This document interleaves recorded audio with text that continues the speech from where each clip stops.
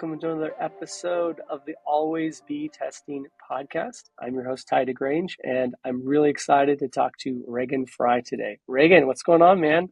Hey, it's great to be here. Thank you so much for inviting me. I'm excited to chat. Absolutely, man. It's been awesome to get to know you, stay in touch over the years, and see you now here and catch up. It's going to be a really fun one. Um, yeah, for those of you who don't know, Reagan Fry is the director of product at Kajabi. He is ex-Google, Amazon, and TikTok. He knows growth, he knows performance marketing, he knows product. So it's going to be a fun one. I'm excited to get into it today. Me as well. Me as well. It's always fun to talk about this stuff. Heck yeah. Heck yeah. We've had some great conversations over the years. We met through Reforge, through the Seattle growth community. We were both at Amazon for a hot second, and you've had some very impressive roles over the years. Maybe to kick it off for the audience, how did you break into product and growth? Yeah, so I broke into product and growth when I was at Amazon. I originally started as a marketing manager. And ultimately, it really was Reforge. Both, on my own initiative, taking that course, the course material being great, helping me understand how to look at things in a different way. And ultimately, that led to a former colleague who went into product taking a chance on me. And so I joined the Amazon Prime team as a product manager. But ultimately, I think it all goes back to what I was able to learn and how I was able to parlay those learnings into getting a product role. So I have a lot to thank Reforge for. Yeah, that's awesome. We obviously share an appreciation. I think I've described it as some of the best frameworks and training around product growth, marketing, and I think it sounds like you would agree. It obviously applied and helped support your career progression, and I think many others, as I'm sure you've seen and observed. Definitely. I am a big proponent of Reforge. I can't recommend it enough, especially if you're looking to break into product, break into growth. They have a ton of other classes now. The material is great. The instructors are great. So it's a great program. Yeah, it's awesome. Lots to talk about there, and certainly can share more. We should link to them in the show notes. What would you say? You've seen a lot of things in marketing and product and growth. Um, how would you maybe kicking off like what are some like the hard lessons that you've had to learn as you kind of learn what is product and growth and kind of how you perform within those teams and within those functions? Yeah. So I'll maybe separate them out a little bit. Um, Product, I think the hardest thing to learn is the intangible, the soft skills about being a product manager. You can have the best ideas in the world, but if you can't convince an organization to work on those ideas, if people don't like working with you, if you can't understand the motivations of other teams, whether they're product teams, design teams, data teams, engineering teams, whatever, bringing all of these disparate groups together and aligned on marching towards a singular goal by building a particular feature or product, that's incredibly hard to do. And so building the business case, you have to be very good at that, but you also have to be very good at understanding how to bring people together and excited about the direction and the things that they're working on. That's why oftentimes a lot of product experience just comes from being in the role for a long time, because those soft skills are not really necessarily things that you teach. You fail several times Hmm. and learn a lot over time. I think for growth, the hardest thing is to understand, like a lot of times you want to balance between quick wins and step change wins and try and balance your roadmap with a bit of each. So if one thing doesn't work out, you do have some successes to lie on. I think the other part of that that's challenging to sometimes understand and balance is what stage of the organization you are in. Do you need quick wins? Are incremental wins going to be enough? Or does it require step change wins? And so balancing your roadmap between those two things, as well as oscillating in one way or another towards quick wins or step change wins, depending on what the organization needs, where the organization is at a particular time. So if you're working at a very, very large organization, Amazon or Google, I think you're kind of moving dials, and because of their scale, there's a lot of impact there. If you're working at an earlier stage company, oftentimes you need step change wins, and incremental wins are not going to move the needle because you're running out of runway, or because in the grand scheme of things, it doesn't matter. And time matters, speed matters in business. So learning how to balance all of those things together and recognizing where you are and how you can promote the success of your team and ensure that you're not putting all your eggs in one basket, it's actually kind of challenging to do, because you're not just balancing your team, you're balancing the needs of the organization and kind of understanding where you're at and what's important. Really well said. There's a lot in there, very powerful stuff. Um, you said something really interesting that I jumped out at me with regard to the product challenges and the notion of the skill of being able to bring people together. Can you maybe share some examples of where you've observed that, where product leaders or product folks that are doing it right have done that really well, or maybe modeled that effectively? Yeah, I'll start with where I see product leaders actually doing it wrong. Yeah, In the reality of being a product, everyone says you're the CEO of X as a product manager or a product leader, whatever your area of ownership is. yep, The reality is that no one has to do anything that you say. They have other priorities, they have other concerns. And so product managers that act kind of like dictators, like you are doing this because I said so, and they don't take the time to try and understand what are those other motivations that people have. How can I explain this in a way that is meaningful to this individual? They have their own career goals. They want to work on impactful things. So no one has to do what you say. You have to understand those motivations. You have to understand how to explain things in a way that different parts of the organization will understand. You have to anticipate what the pushback might be and make sure that you're addressing it so that the individual is like, oh, they're thinking about the things that I care about. That's good, right? So I think it's about understanding the needs of different individuals and mhm, teams within an organization, yeah, anticipating what they care about and making sure that you address those things and frame what you're doing in a way that is important to them. that's awesome. That I think that's such a great practice of effective leadership, effective teamwork, effective persuasion, for lack of a better term, and like leading with empathy. Like you have to kind of have that discussion and have that negotiation and have that person raise their hand and opt in to be part of something as opposed to dictating it from Yeah. above. Please and thank you. Well, it sounds simple, but it goes a long way. Yeah, well said.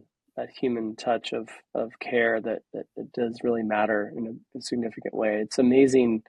It's fun. It's nice to see it kind of being drawn out of product and engineering and the growth worlds and the more technology roles. I've had so many interesting roles over the years, and like some of those times when you are able to interact with the technical teams, is it can be invigorating because you know how much the levers they can pull can be very quite powerful. Um, they obviously communicate differently and think differently, um, but I always enjoyed it and found it refreshing to kind of work alongside and collaborate and understand their position and try to seek to find common ground. And I think that's a you've called out a really good important piece of the puzzle for a lot of people. Yeah, the other thing that I would say is that other teams and functions exist because they specialize in that function, right? So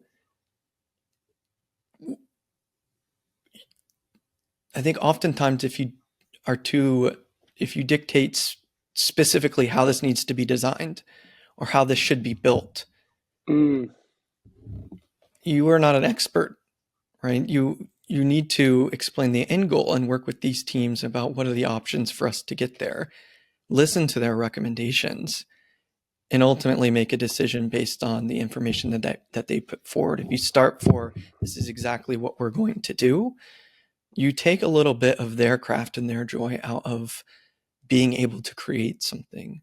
And at least for me, and for a lot of engineers, a lot of design folks, that's the magic of and the passion of what we're doing is being able to build something. And if they don't feel like they can have a yeah, meaningful part of that, that's that's not a good place yeah, for them to be. yeah. No, well said. You're dealing with. I it's so funny because I see it in our world quite often too, in different ways, as you I'm sure understand and can appreciate. Sometimes a client will say, "I want this prescription for this illness and this dose," and when in fact is like, all you need to do is give me the illness.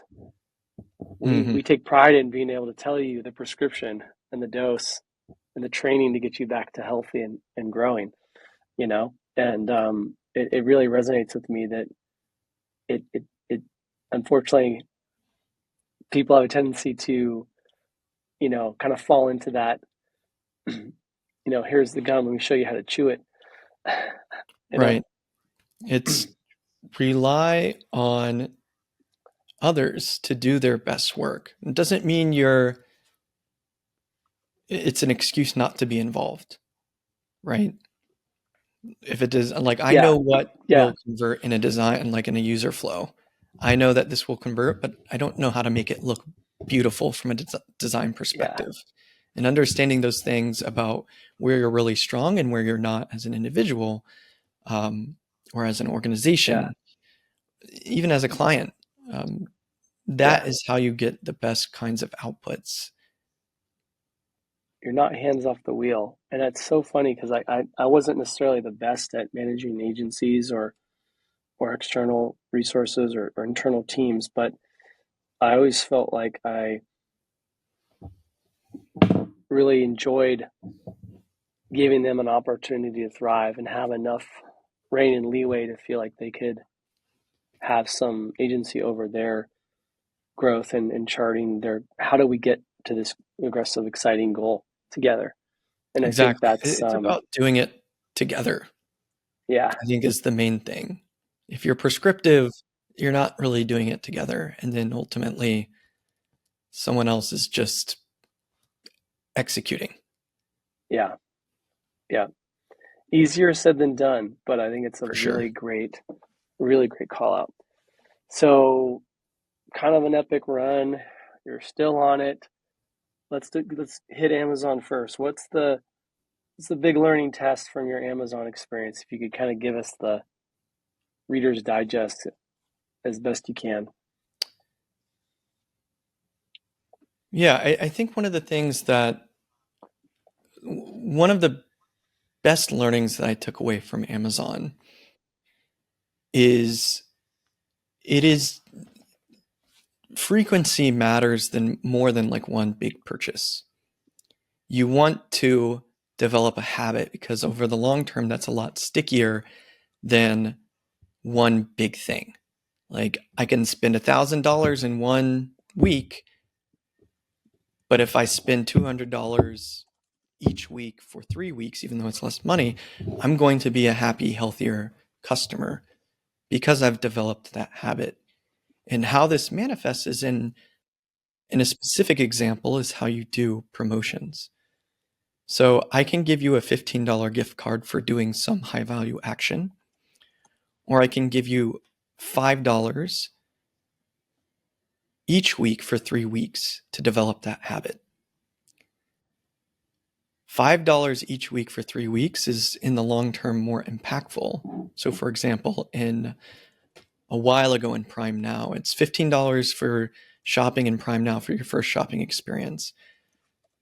That was not successful if you just give them $15 after they make their first purchase, but $5 each week if you make a purchase during that week using Prime Now was much more effective. And then in the Keeps them world of coming back. promotions, yeah, in the world of promotions, you can take that one step further. If I just give you $15, that's not as impactful as if I give you $15 to shop in electronics. Because if you shop in electronics, you are much, much more likely to make follow-up purchases. Oh, I bought a computer, I need a microphone, as an example. It's what we call kind of the back of the store milk. When you go to a grocery store, you have to walk to the back of the store to get milk. That's why you're there. But as you're walking through the aisles, you're like, oh yeah, I need some cereal. I need some water. I need some of this. And so all of a sudden you went in for milk and you're coming out with much more. And it's because you're having to go to the back of the store and front and you're seeing all these items. It's similar in promotions. You want, ultimately the promotion is cheaper if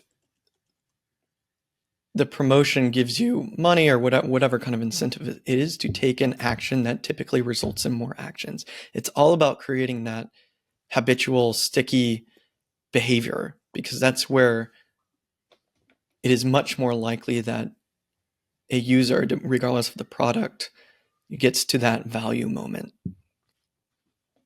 I love that.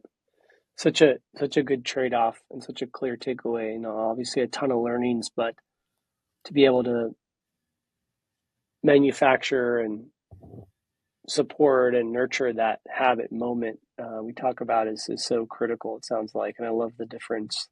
And the grocery store analogy is a great one. How Shifting gears a little, let's talk Google. What was the big takeaway learning with that experience? Yeah, so I think if you take a step back and look at, and we can get into this a little bit later, but I think being the individuals that are the best at growth really understand customers. And that means understanding behavioral economics, behavioral psychology, because it is not always rational or obvious why a user chooses to do the things that they do. And so at Google, I had the pretty rare and unique opportunity to work with a team of PhD behavioral economists and behavioral science folks. So my job was to understand, like, where is the drop-off happening? And they help us understand, why is it happening? And here's something that you can do, an experiment that you can design to address that gap, to address that problem. So one of the more interesting experiments that we did, and there was a ton, but I have to be choosy. And this was run by my colleague, Jiang.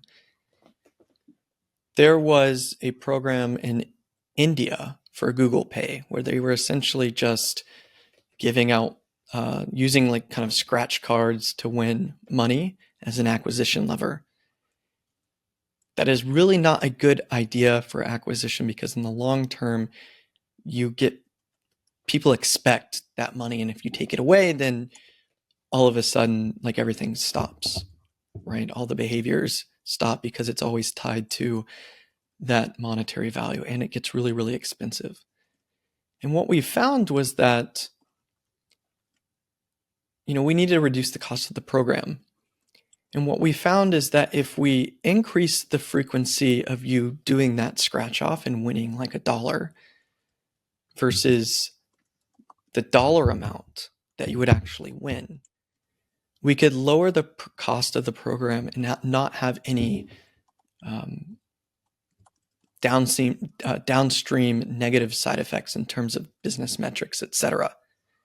And so what we found was that people kind of enjoyed the thrill of winning regardless of the amount, more than the amount itself. It's the anticipation of winning and the thrill of winning that was more important than the amount. So if it went from $10 to $5, you would think rationally I care more about winning $10. But the reality is I care more about winning $5 slightly more often, or $2, $3 slightly more often. In that kind of a scenario, Hmm.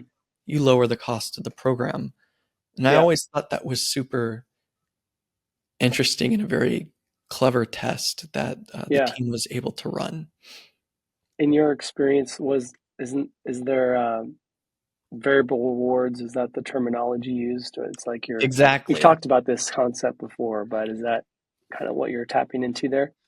Yes, exactly. It's the anticipation of the reward is more powerful than the reward itself. So variable rewards um, in a lot of different scenarios is a very powerful concept. And I appreciate you bringing that out because that's the actual term for it that I neglected to mention. No, it's all good. It's fascinating and it makes some sense. It kind of has some slight correlation to your first learning, in my view, and it's really powerful stuff, and it's very interesting. I'll give you I'll give you one more from Google, and I think this one's important because it's relatively simple.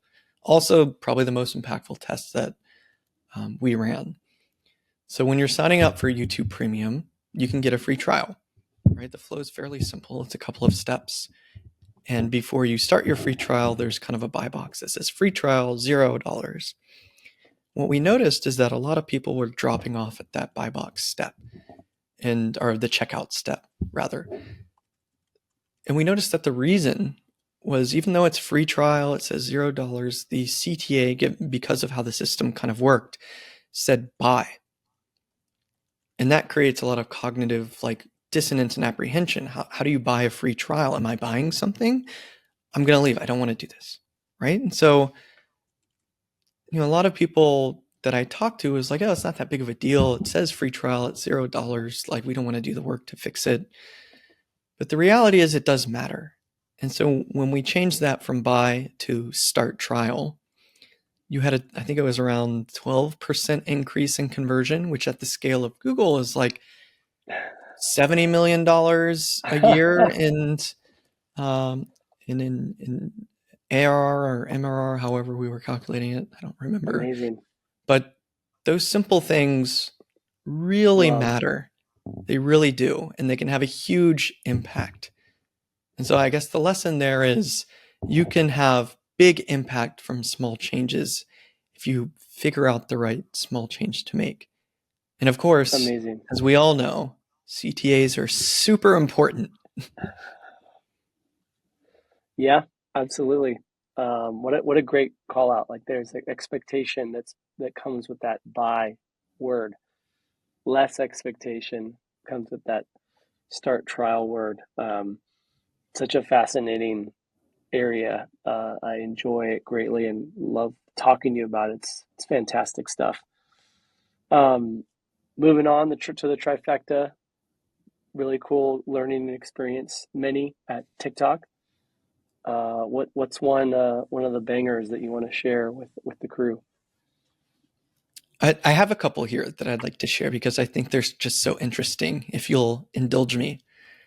Yeah. The first is when you are onboarding to TikTok, you sign up and historically you just got dropped directly into the feed. A lot of people abandon because it's hard to get those first 2, 3, 4 videos right. You'll land in the feed and you're like, these are for kids. It's not for me.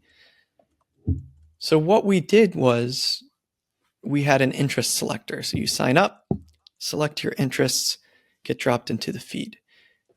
The interesting part here is when we actually tried to use those interests to influence the algorithm and what you saw in those first 9 videos had zero impact, had negative impact, in fact.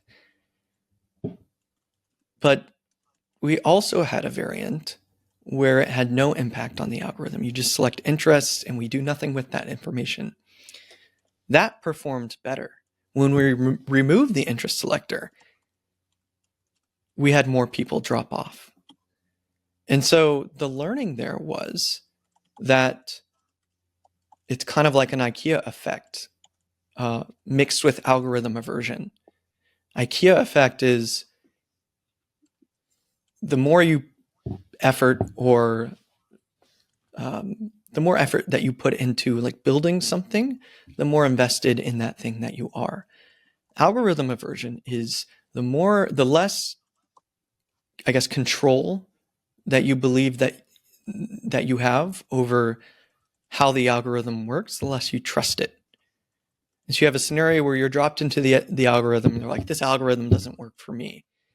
Versus I select my interests and I get dropped I in. was part of building this Yeah, feed for I was me. part of building this feed, so I'll give this a little Must bit be more good, time. And that even though it wasn't time is critical part of it. Yep. because in TikTok, they load like 9 videos. And after that 9 videos, it's incredibly good at kind of being like, all right, it'll starts getting better and really starts to know you. But without getting to those 9 videos, people would Wow. drop off and not give it a chance to actually work. But if I feel like I had a hand in building and kind of dictating what the algorithm was supposed to show me, I'm more likely to give it longer and get through those 9 videos. So the algorithm says, okay, this is what you actually want. And then it starts to get better. So I always found that extremely fascinating. That Um, is awesome. It's like they got your vote and you felt like you were part of it. It was like I voted, so this must be representative of my vote. exactly. It's well, it's this is not. I selected my interests, so it must be my fault that this video is not very good. Let me go to the next one and see how that works. Right? It's a very Yeah. interesting psychological um, blend of psychological Yeah. concepts working there. Very cool. The other two that I want to talk about are the creator fund and a feature called non-live gifts. So creator fund, for lack of a better way to explain it, was kind of a simple way to do ad revenue sharing with creators. Since TikTok did not have that, YouTube did. All creators on TikTok want ad revenue share. And we're like, well, we're going to test it doing it this way first. The mistake that we made was allowing too many creators to be part of the fund and having the payouts from the fund be too small. And the principle here is intrinsic versus extrinsic motivation. When you add money into the equation, you go from I'm creating videos because I enjoy doing it, I enjoy people reacting to them, liking them, whatever it is, to is the amount of money that I got from this video worth all the time that I put into it? And people were getting like less than $1, maybe $1 per video. And you change that mental model from that intrinsic motivation, I'm doing it because I like to do it, to that extrinsic motivation. And the mental model becomes this money that I'm getting is not worth my time. And so that and there are several other things about Creator Fund for kind of why it was not successful. But I thought that was the core of why it was not successful. And so understanding intrinsic motivation and extrinsic motivation, especially when you bring money into the equation, is incredibly important. The other thing that I'll say is that non-live gifts. So I watch a video, I can buy like a little exploding star and give it to the creator. The creator gets some money. That's very common in live streams, but we were doing it in the video setting. Even though creators were earning much less money, the impact that had on core metrics in terms of the frequency of creation and things like that was more than creator fun, even though the dollar amounts were the same. And that's because the same or even potentially less. And that's because the feeling that a creator gets from, oh, this person enjoyed my content so much that they were willing to give me this paid kind of emoji that let me know how much they enjoyed it or how they felt about it. That, rather than the money, influenced their motivation in a positive way. And therefore, we saw better impact relative to creator fund. Now, there's a lot of other metrics and different things going on between those two things. I don't want to, they're not apples to apples. But I think from a principle standpoint and a psychology standpoint, that's the learning. That is amazing. That is amazing. Can you, before we move on, it's fascinating to me for tons of reasons, but without giving away the secret sauce, can you maybe give a quick hit of like what it was that cracked the code for the creator?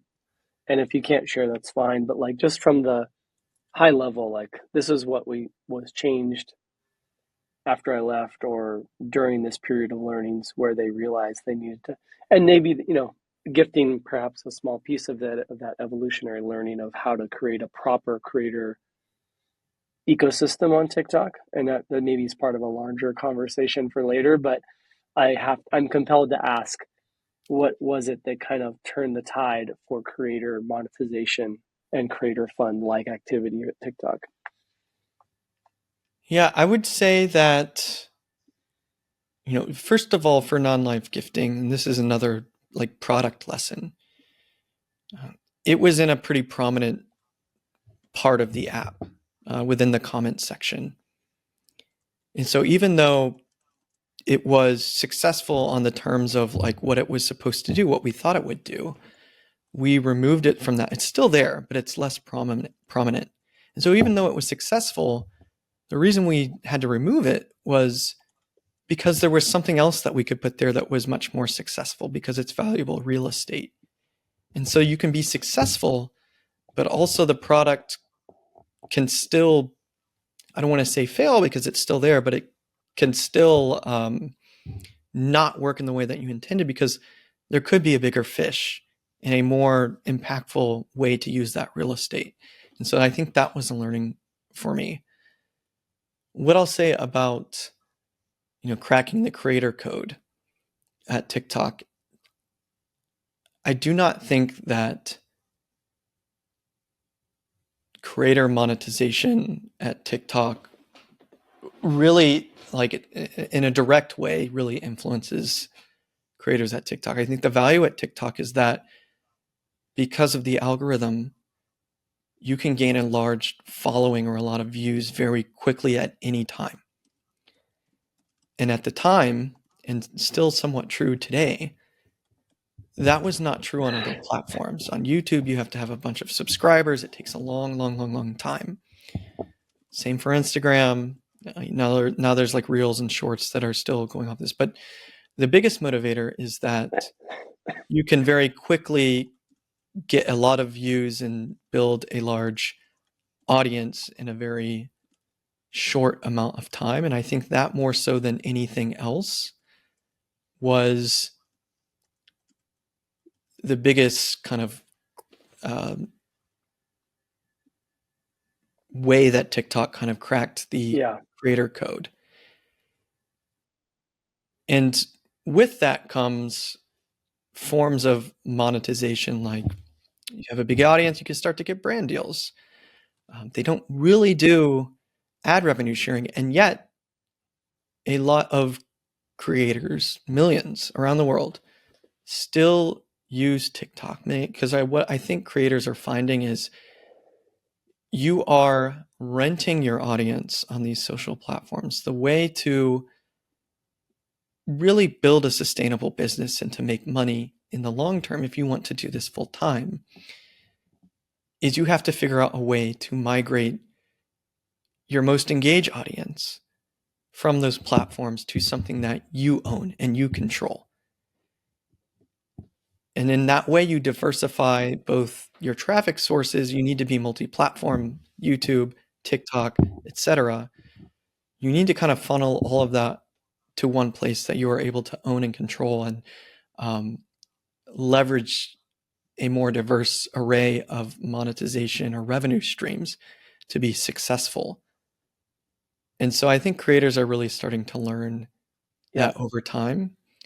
You need to be multi-platform, and you need Yeah. to not be reliant on those platforms because they can change the algorithm. Yep. And all of a sudden 100. your views go from hundreds of thousands to zero overnight, and then your business Yeah. is kaput. It's kind of a fascinating learning because the unlock wasn't in the payment. The unlock was in the nature of the variable rewards, the ability to go 0 to 60 quickly, to get those followers, to get the crazy high engagement, where with similar outputs, it would have taken much longer to do that on YouTube, IG, other platforms, right? Exactly. For creators, TikTok is the ultimate variable reward engine.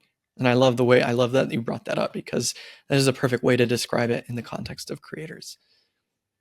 It's so cool. Those learnings are honestly, Reagan, just stepping back, like these are some we've had some good ones on this show. We've had some amazing guests, but those are really powerful, really like well articulated, some great historical examples almost and like in the world of product and growth. And so I think just tip the cap, like those are phenomenal.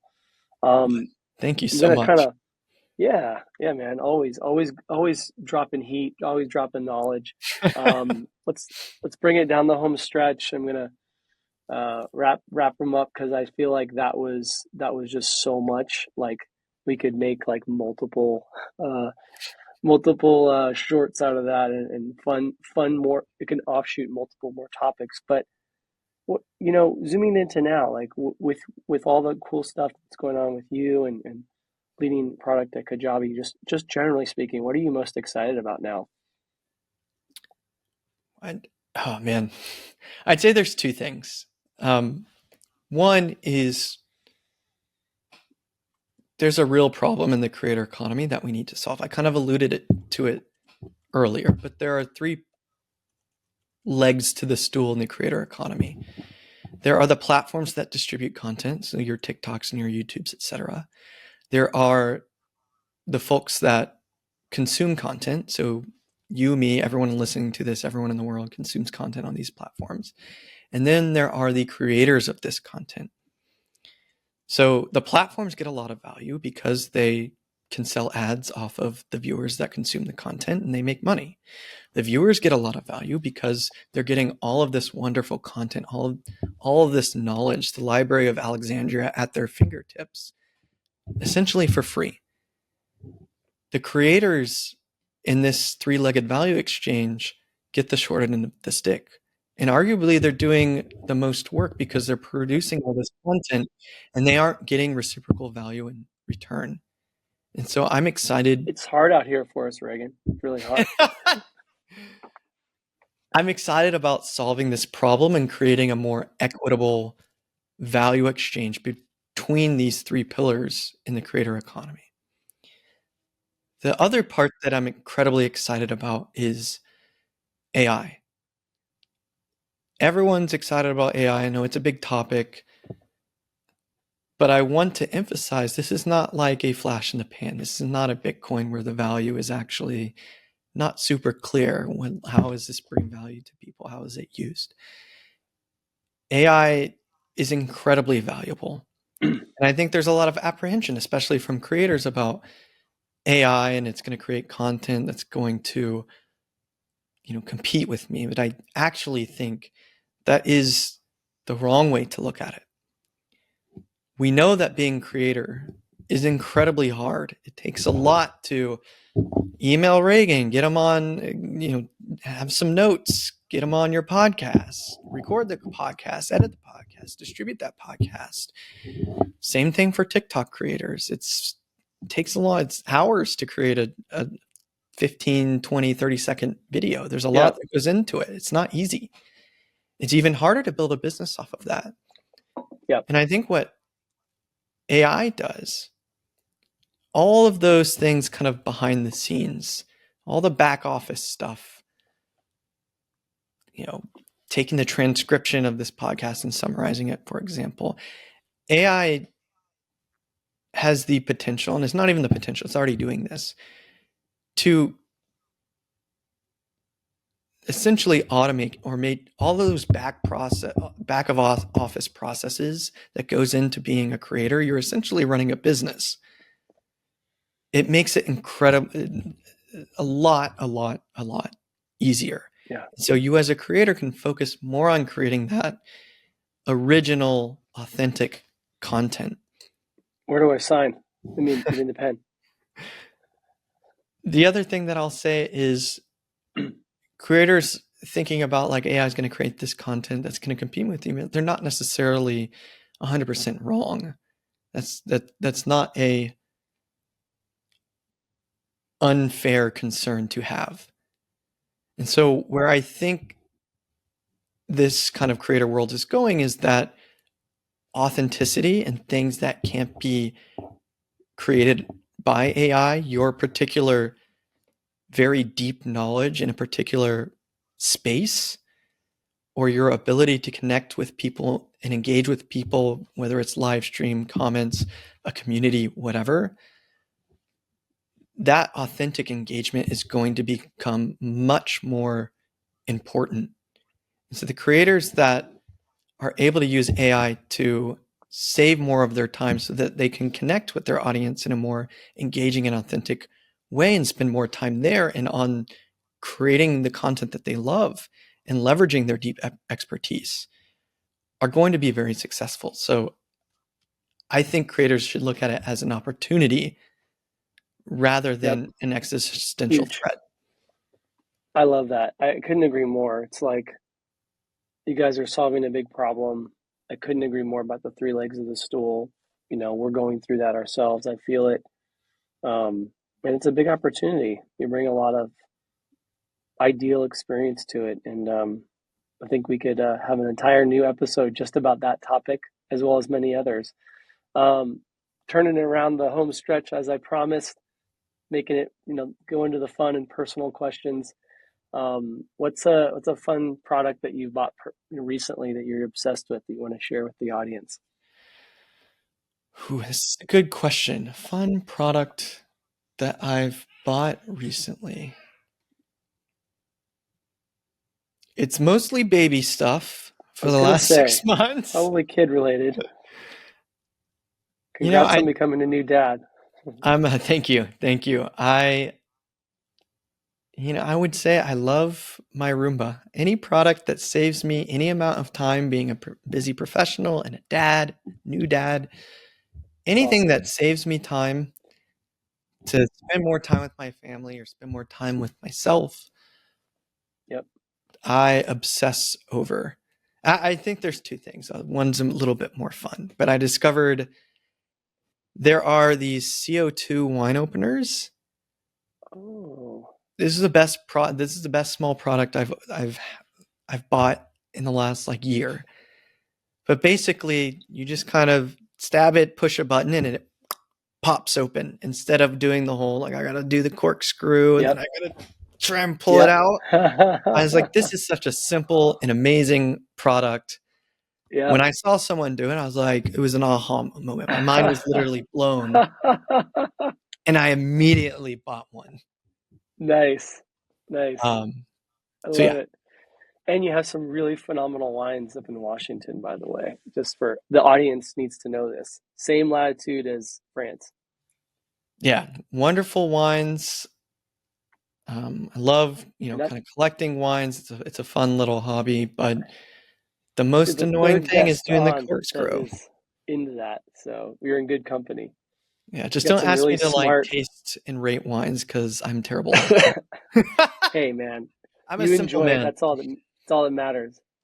That's what it's all about. Um, all right. Well, what's a fun, interesting thing that maybe folks don't know about Reagan? So usually my go-to for this one is the first job I had um, coming out of college. I was actually a production assistant on the TV show The Office. Oh So wow.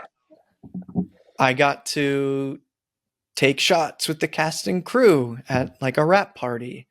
It was a very, very, Wow. very fun experience. Wow. And so Did I not know think, that. I've always been passionate about creation and media and all that kind of stuff. And I think throughout my career, I've always been on the periphery of kind of the broader media ecosystem. And I think it's always something, whether it's, creators or movies and television or video games, it's a space that I really enjoy. And I really have a passion for enabling the people that are super creative and super good at that stuff. Even if I'm not necessarily great at it myself, I enjoy it so Yeah, much that I want to be a part of it. And the best way that I'm a part of it is being good at what I do. And what I'm hopefully good at is enabling creatives to do more of their best work easier. amazing. And it's something that we can all consume and Yeah, enjoy. what a killer one-liner, what a mic drop, what a great episode. You hit everything. Did you get to take a shot with Dwight Schrute? That's the question for everyone. I did not, but what I will say is Daryl, the character Daryl, I can't remember, Craig Robinson. He's Oh, he's exactly the amazing. same in real life as he is on the show. He's an awesome person. Like, I'm not going to say that we're best buddies. I was a peon, but that's how he acted towards everyone. Wonderful Yeah, person. he The other thing he that I'll gives say, off the best vibes ever. He's so funny and he's so exactly how likable. you would think he would Yeah. be. The other person that I found very surprising, probably the nicest person in terms of actors on the set. Everyone was wonderful. But the guy that plays Stanley, he's kind of a curmudgeon on the show. In real life, he is the nicest, happiest dude you will ever meet. And so That's I found cool. that interesting and funny. And he's a wonderful person. So I was very fortunate to have that opportunity. It was a lot of fun. Heck yeah, man. Reagan, this was an epic episode. Just a ton of like fun, personal, chock full learnings, great growth and product learnings.